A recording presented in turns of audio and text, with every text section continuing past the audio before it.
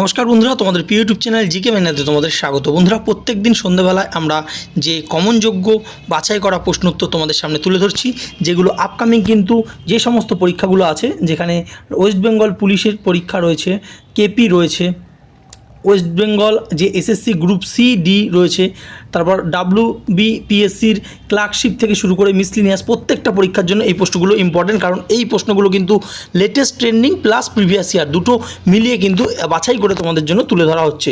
এখান থেকে কিন্তু হুবহু প্রশ্ন তোমরা কমন পাবে।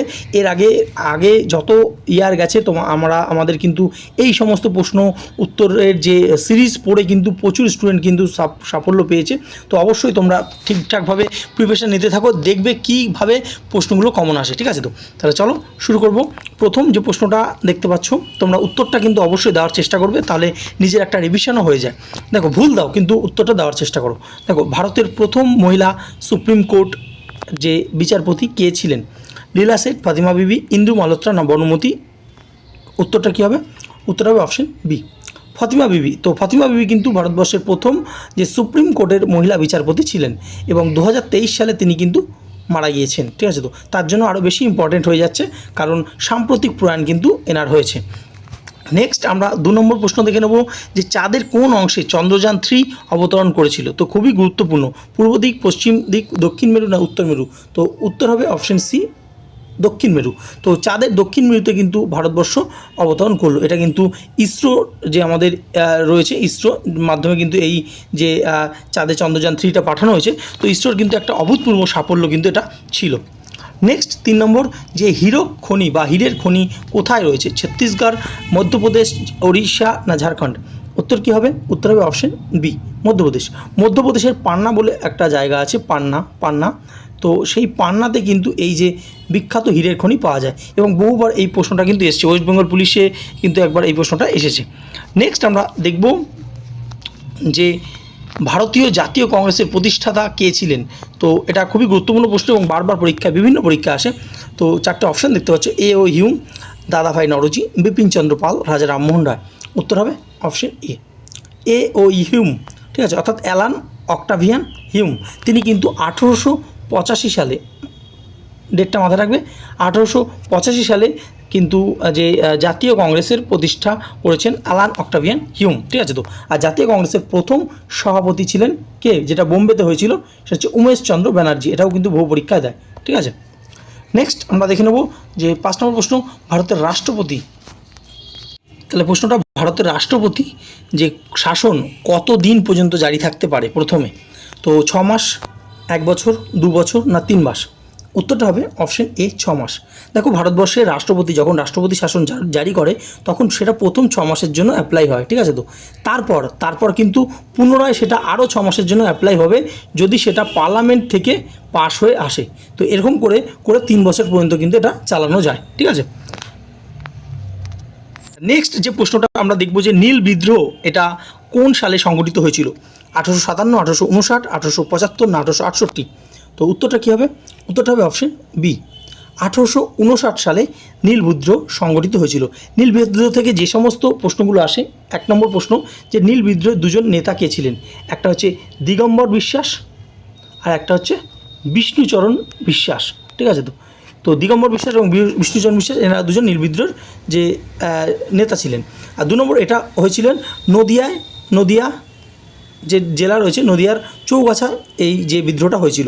3 নম্বর এক প্রশ্ন যেটা আসে, যে নীল বিদ্রোহ নিয়ে যে নাটকটা লেখা হয়েছে বিখ্যাত, তার নাম কি? সেটা হচ্ছে নীল দর্পণ। কী নাম? নীল দর্পণ। এবং 4 নম্বর আরও একটা প্রশ্ন আসে, যে এই নীল দর্পণ নাটকটা কে ইংরেজিতে অনুবাদ করেছে? সেটা হচ্ছে মাইকেল মধুসূদন দত্ত নীল বিদ্রোহটা যে কিসে ইংরেজিতে অনুবাদ করেছিলেন। ঠিক আছে? তো আরও একটা প্রশ্ন আসে, যে কোন যে সংবাদ প্রতিবেদক তিনি তার যে পেপারে ছাপাতেন নীল বিদ্রোহ সম্পর্কে, সেটা হচ্ছে হরিশচন্দ্র মুখার্জি। তিনি তার হিন্দু প্যাট্রিয়ট পত্রিকায় কিন্তু নীল বিদ্রোহ সম্পর্কে লেখালেখি করতেন। ঠিক আছে? এতগুলো প্রশ্ন কিন্তু একটা প্রশ্ন থেকে আমরা জেনে নিলাম। ঠিক আছে? নেক্সট দেখব, যে কলকাতা পোর্ট ট্রাস্টের যে বর্তমান নাম কি? Netaji port, Shyamaprasad Mukherjee port, Vivekananda port না হুগলি পোর্ট? উত্তর হবে অপশন বি। তো সেন্ট্রাল গভর্নমেন্ট থেকে যে কলকাতা যে পোর্ট রয়েছে, সেই পোর্ট ট্রাস্টের নাম কিন্তু চেঞ্জ করে দেওয়া হয়েছে, এখন বর্তমানে রয়েছে শ্যামাপ্রসাদ মুখার্জি পোর্ট। ঠিক আছে? তো নেক্সট আমরা দেখে নেব যে ফিকি ঠিক আছে, তো এই ফিকির পুরো কথা কি, খুবই গুরুত্বপূর্ণ। ঠিক আছে, তো চারটে অপশান দেখতে পাচ্ছ তোমরা, কি বলছে, foreign industry council of commerce India, federation of Indian chambers of commerce and industry, financial Indian committee of commerce and industry, না federal India commercial coordination institution. তো কোনটা হবে? উত্তর হবে কিন্তু অপশন বি, অর্থাৎ ফিকির ফুল ফর্ম হচ্ছে federation of Indian chambers of commerce and industry. ঠিক আছে, প্রশ্ন দেখতে পাচ্ছ 9 নম্বর, কি বলছে যে মানব দেহের সবচেয়ে শক্তিশালী পেশি কোনটি? হাঁটুর পেশি, বুকের পেশি, চোয়ালের পেশি, না হাতের পেশি? তো উত্তর হবে আমাদের যে চোয়াল রয়েছে সেই চোয়ালের পেশি কিন্তু সব থেকে শক্তিশালী পেশি। খুবই গুরুত্বপূর্ণ প্রশ্ন। নেক্সট 10 নম্বর যে প্রশ্নটা আমরা দেখে নেব, কি বলছে, কৃষ্ণা নদী। তো কৃষ্ণা নদী এটি উৎপন্ন হয়েছে কোথা থেকে? নাসিক, মহাবালেশ্বর, নাগপুর, না ঔরঙ্গাবাদ? উত্তর কী হবে? উত্তর হবে অপশন বি, মহাবালেশ্বর পাহাড় থেকে, যেটা মুম্বাইয়ে রয়েছে, সেই মহারাষ্ট্রে রয়েছে, সেই মহারাষ্ট্রের মহাবালেশ্বর থেকে এই কৃষ্ণা নদী উৎপত্তি হয়েছে এবং সেটি বঙ্গোপসাগরে গিয়ে কিন্তু মিলেছে। ঠিক আছে, পরবর্তী প্রশ্ন আমরা দেখব, কি বলছে যে ভারতের প্রথম বিমা কোম্পানি কোনটি ছিল? LIC, oriental life insurance, HDFC life, না SBI লাইফ? তো উত্তর কী হবে? উত্তর হবে option B, oriental life insurance. দেখো, ইন্স্যুরেন্স বললেই কিন্তু আমরা মোটামুটি LICর নামটা কিন্তু অনেকে জানি, তো লাইফ ইন্স্যুরেন্স কর্পোরেশন, ঠিক আছে, তো অফ ইন্ডিয়া। কিন্তু এই যে ওরিয়েন্টাল লাইফ ইন্স্যুরেন্স, এটা কিন্তু সবথেকে প্রথম, ভারতবর্ষের সবথেকে প্রথম বিমা কোম্পানি ছিল। 1818 নাগাদ এটা কিন্তু স্টাবলিশড হয়েছিল ইউরোপিয়ানদের দ্বারা। ঠিক আছে, তো এটাই প্রথম বিমা কোম্পানি।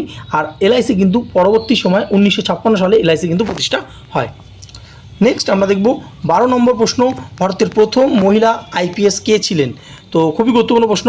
কিরণ বেদি, করুণা রাও, অর্চনা রামন, নাসিমা আগরওয়াল? উত্তর হবে অপশন এ, কিরণ বেদি। তো কিরণ বেদি ছিলেন ভারতবর্ষের প্রথম মহিলা IPS অফিসার। নেক্সট আমরা পরবর্তী যে প্রশ্ন দেখব 13 নম্বর, ধনুষ কোন ধরনের ক্ষেপণাস্ত্র? এটা কি আকাশ থেকে আকাশ, জল থেকে জল, সমুদ্র থেকে স্থল, না স্থল থেকে আকাশ? উত্তর কী হবে? উত্তর হবে অপশন সি, অর্থাৎ সমুদ্র থেকে স্থল। অর্থাৎ এটি কিন্তু যে আমাদের যে নৌবাহিনী আছে সেই নৌবাহিনী থেকে কিন্তু জাহাজ থেকে কিন্তু এটা হানতে পারে, যে কোনো যে সি থেকে যে সারফেসে কিন্তু এটা এই ক্ষেপণাস্ত্রটা ব্যবহার করা হয়ে থাকে। ধনুষ মাথা রাখবে। আচ্ছা, নেক্সট আমরা দেখব যে জাতীয় পশু সংরক্ষণ প্রকল্প এটা শুরু হয় কবে? তো চারটে অপশান দেখতে পাচ্ছ, কী কী? 1962, 1972, 1982, না 1992? তো উত্তর হবে অপশন বি, 1972। দেখো, 1972 সালে এই জাতীয় পশু সংরক্ষণ প্রকল্পটা শুরু হয়েছিল এবং 1973 সালে কিন্তু এটা কার্যকরী হয়েছিল। ঠিক আছে, তো আচ্ছা, নেক্সট আমরা দেখে নেব যে মানব উন্নয়ন সূচক, যেটাকে আমরা ডেভেলপমেন্ট ইন্ডেক্স বলে থাকি। ঠিক আছে, তো এটা কারা প্রকাশ করে? IMF, ওয়ার্ল্ড ব্যাংক, UNDP, না WTO? কী হবে? উত্তর হবে অপশন সি, UNDP। এরা কিন্তু HDI অর্থাৎ হিউম্যান ডেভেলপমেন্ট ইন্ডেক্স এটা কিন্তু প্রকাশ করে থাকে। UNDPর ফুল ফর্ম কী আছে? UNDPর ফুল ফর্ম হচ্ছে ইউনাইটেড নেশন ডেভেলপমেন্ট প্রোগ্রাম। ঠিক আছে, পরবর্তী আমরা দেখব যে 16 নম্বর যে প্রশ্ন, খুবই গুরুত্বপূর্ণ প্রশ্ন। কি বলছে যে ইন্টারনেটের জনক কাকে বলা হয়? ল্যারি পেজ, ভিন সার্ফ, টিম বার্নার্স-লি, না বিল গেটস? উত্তর হবে অপশন বি, ভিন সার্ফ। দেখো, অনেক সময় কিন্তু টিম বার্নার্স-লিকেও বলা হয়, কিন্তু টিম বার্নার্স-লি যেটার জন্য মেন বিখ্যাত তিনি হচ্ছে WWW। ঠিক আছে, তো ওয়ার্ল্ড ওয়াইড ওয়েব, এইটার জন্য কিন্তু যে তিনি বিখ্যাত এবং তিনি কিন্তু এটাই আবিষ্কার করেছেন, টিম বার্নার্স-লি। তো ভিন সার্ফকে কিন্তু ইন্টারনেটের জনক বলা হয়ে থাকে। আচ্ছা, নেক্সট আমরা দেখে নেব 17 নম্বর প্রশ্ন, যে অরুণাচল প্রদেশে চীন সীমান্তে কোন নদী প্রবাহিত হয়েছে? গঙ্গা, যমুনা, ব্রহ্মপুত্র, না তিস্তা? আমরা প্রত্যেকে জানি এটা ব্রহ্মপুত্র নদী। ঠিক আছে, তো ব্রহ্মপুত্র নদী কিন্তু সেই অরুণাচল প্রদেশ থেকে, অরুণাচল প্রদেশের নামচা বারোয়া থেকে কিন্তু প্রবেশ করেছে ভারতে। ঠিক আছে, পরবর্তী আমরা দেখব আন্তর্জাতিক সৌর জোট। ঠিক আছে, ইন্ডিয়ার যে সোলার অ্যালায়েন্স রয়েছে, আন্তর্জাতিক ইন্টারন্যাশনাল যে সোলার অ্যালায়েন্স, তো এইটার যে সদর দপ্তর কোথায় রয়েছে? নয়াদিল্লি, গুরগাঁও, গাজিয়াবাদ, না গুরুগ্রাম? তো এটা কিন্তু আমাদের ভারতের জন্য খুবই গুরুত্বপূর্ণ, কারণ ভারতবর্ষে এই ইন্টারন্যাশনাল যে অ্যালায়েন্স রয়েছে যেটার হেডকোয়ার্টার কিন্তু ভারতবর্ষে রয়েছে গুরগাঁওতে। ঠিক আছে, তো হেডকোয়ার্টার মাথা রাখবে। আচ্ছা, নেক্সট আমরা দেখব 19 নম্বর প্রশ্ন, বঙ্গভঙ্গ প্রথমবার কবে হয়েছিল? বহুবার এই প্রশ্নটা রিপিট হয় এবং না জানি আপকামিং পরীক্ষা কতবার আসতে পারে। তো প্রথমবার কবে হয়েছিল? 1905, 1911, 1890, না 1885? তো খুবই গুরুত্বপূর্ণ, তার জন্যই দেয়। 1905 সালে বঙ্গভঙ্গ হয়েছিল এবং এটি করেছিলেন কে? Lord Curzon. ঠিক আছে, তো লর্ড কার্জন কিন্তু এই বঙ্গভঙ্গ করেছিলেন। ঠিক আছে, তো আর 1911 সালে, এটাও মাথা রাখবে, রেলের NTPC পরীক্ষা এসেছিল যে কবে বঙ্গভঙ্গ রদ করা হয়েছিল, সেটা হচ্ছে 1911 সালে। কে করেছিলেন? সেটা করেছিলেন লর্ড হার্ডিঞ্জ, ঠিক আছে, লর্ড হার্ডিঞ্জ কিন্তু এটা রদ করেছিলেন, ঠিক আছে। পরবর্তী 20 নম্বর প্রশ্ন আমরা দেখে নেব, ভারতের সর্ববৃহৎ কৃত্রিম হ্রদ কোনটি? তো 4টে অপশান দেখতে পাচ্ছ, হুসেন সাগর, গোবিন্দ সাগর, চিলিকা না রানা প্রতাপ সাগর। তো উত্তর হবে অপশান বি, গোবিন্দ সাগর। তো গোবিন্দ সাগর এটা কিন্তু সবথেকে বৃহৎ কৃত্রিম হ্রদ, ঠিক আছে। তো এবং এই যে গোবিন্দ সাগর এটা বাঁধও রয়েছে, এটাকে রিহান্দ বাঁধও বলা হয়। রিহান্দ বাঁধ বলা হয় কারণ এটা রিহান্দ নদীর ওপর কিন্তু অবস্থিত। রিহান্দ যে নদী রয়েছে উত্তরপ্রদেশে, রিহান্দ নদী, এই রিহান্দ নদী কিন্তু আবার সোন নদীর কথা আমরা প্রত্যেকে জানি, সোনের উপনদী হচ্ছে রিহান্দ। এই রিহান্দ নদীর ওপর কিন্তু এই বিখ্যাত যে এই যে গোবিন্দ সাগর যে এটা কৃত্রিম জলাধারটা রয়েছে, ঠিক আছে, একটা বাঁধ রয়েছে, ঠিক আছে। তো মাথায় রাখবে। নেক্সট আমরা দেখব যে ভারতের বৃহত্তম চা উৎপাদক রাজ্য কোনটি? দার্জিলিং, পশ্চিমবঙ্গ, অসম না কেরালা? তো উত্তর কী হবে? উত্তর হবে অপশন সি, অসম। তো সবথেকে বেশি চা উৎপন্ন হয় অসমে। আর যদি বলা হয় যে সবথেকে সুগন্ধি চা কোথায় পাওয়া যায়, সেটা কিন্তু পশ্চিমবঙ্গের দার্জিলিংয়ে পাওয়া যায়, ঠিক আছে। নেক্সট দেখো, এটা কারেন্ট অ্যাফেয়ার্সও বলা যাবে না, আবার কারেন্ট অ্যাফেয়ার্সও বলা যাবে। কেন বলা যাবে? দেখো বলছি যে এশিয়া কাপ 2023 ফাইনালে ভারত কাকে হারায়, ঠিক আছে। দেখো 2023 এটা চলছে, 2025 কারেন্ট অ্যাফেয়ার্স না, কিন্তু আবার কারেন্ট অ্যাফেয়ার্স, কারণ এশিয়া কাপ কিন্তু এই 2023-এর পর এখনও হয়নি, আবার হবে এই 2025 সালে, আবার কিন্তু হবে। তো এখনও কিন্তু হয়নি, তার জন্য লাস্ট ওইটা, তো এটা কিন্তু কারেন্ট অ্যাফেয়ার্স হিসেবে আসতে পারে। তো ভারত কাকে হারিয়েছিল? পাকিস্তান, বাংলাদেশ, শ্রীলঙ্কা না আফগানিস্তান? উত্তর হবে অপশন সি, শ্রীলঙ্কাকে হারিয়ে কিন্তু এশিয়া কাপ জিতেছিল 2023 সালে ভারত। আবার 2025 সালে কিন্তু এশিয়া কাপ অনুষ্ঠিত হবে। নেক্সট আমরা দেখব লালকেল্লা, এটি কোথায় অবস্থিত? লালকেল্লা আগ্রা, দিল্লি, কলকাতা না মুম্বাই? তো কোথায় আছে? এটা হচ্ছে দিল্লিতে। দিল্লিতে কিন্তু লালকেল্লা রয়েছে। লালকেল্লা কে তৈরি করেছিল? সেটা করেছিলেন মোগল সম্রাট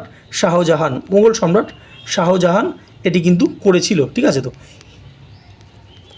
আচ্ছা, নেক্সট আমরা দেখে নেব যে পরবর্তী যে প্রশ্ন কি বলছে, সংবিধানের 370 অনুচ্ছেদ সম্পর্কিত কোন রাজ্যে? পাঞ্জাব, হরিয়ানা, জম্মু কাশ্মীর না উত্তরাখণ্ড? উত্তর হবে অপশন সি, জম্মু কাশ্মীর।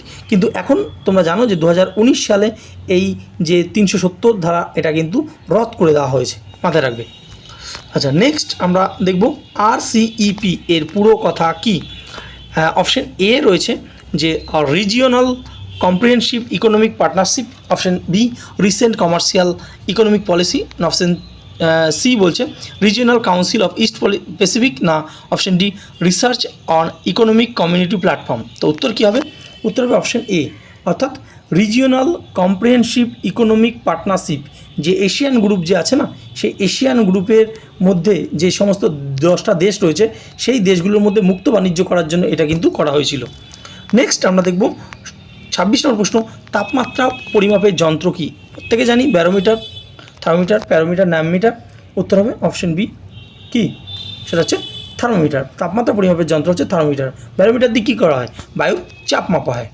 আচ্ছা, নেক্সট আমরা দেখে নেব যে 27 নম্বর, হেমিস যে উৎসব এটা কোন রাজ্যে পালন করা হয়? সিকিম, লাদাখ, নাগাল্যান্ড না উত্তরাখণ্ড? উত্তর কী হবে?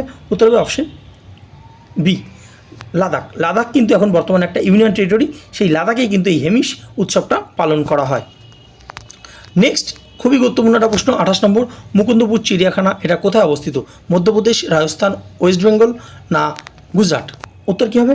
উত্তর হবে অপশন এ, মধ্যপ্রদেশ। দেখো মুকুন্দপুর নামটা হিসেবে কিন্তু আমরা ওয়েস্ট বেঙ্গল অনেকেই ক্লিক করবে, কিন্তু ওয়েস্ট বেঙ্গল কিন্তু না, মধ্যপ্রদেশে কিন্তু এই মুকুন্দপুর চিড়িয়াখানাটা অবস্থিত। আচ্ছা, নেক্সট আমরা দেখব 29 নম্বর প্রশ্ন, যে ভারতের জাতীয় ক্রীড়া দিবস কবে পালন করা হয়? 15ই আগস্ট, 29শে আগস্ট, 26শে জানুয়ারি না 8ই সেপ্টেম্বর? তো উত্তর কী হবে? উত্তর হবে অপশন বি, 29শে আগস্ট। তো হঠাৎ 29শে আগস্ট কেন ভারতবর্ষে জাতীয় ক্রীড়া দিবস পালন করা হলো? কারণ 29শে আগস্ট আমরা জানি হকির জাদুঘর বলা হয় কাকে? ধ্যানচাঁদকে। তো সেই ধ্যানচাঁদের জন্মদিন, ঠিক আছে। তো তার জন্য তার সম্মান রক্ষার্থে এই যে 29শে আগস্ট দিনটি কিন্তু জাতীয় ক্রীড়া দিবস পালন করা হয়। আচ্ছা, নেক্সট 30 নম্বর যে প্রশ্ন, এটা আমরা প্রত্যেক দিন একটা করে হোমওয়ার্ক প্রশ্ন তোমাদের দিই। এটা আজকে তোমাদের হোমওয়ার্ক প্রশ্ন, যে প্রজেক্ট টাইগার এটা কোন বছর শুরু হয়েছিল? অলরেডি কিন্তু এই ভিডিওরই আগের দিকে আমরা কিন্তু আলোচনা করে দিয়েছি। 1972, 1973, 1985 না 1990? তো যে প্রথমে অ্যান্সারটা দেবে তার অপশানটা আমরা পিন করে দেবো, তোমরা দেখে নেবে যারা জানো না, ঠিক আছে। তো পরের দিনের ভিডিও আমরা প্রথমে এটা আলোচনা করব, তারপর কিন্তু শুরু করব, ঠিক আছে? যারা নতুন চ্যানেলটা সাবস্ক্রাইব করুন, পাশে থাকা বেল আইকন ক্লিক করো। এবার তোমাদের পরিচিত কেউ যদি West Bengal police, Kolkata police, West Bengal SSC group CD এসব পরীক্ষা দেয়, অবশ্যই তাদেরকে শেয়ার করে দাও। এই যে সিরিজগুলো আমরা করাচ্ছি এখান থেকে কিন্তু আপকামিং পরীক্ষার প্রশ্ন তোমরা কিন্তু হুবহু কমন পাবে, ঠিক আছে? ধন্যবাদ।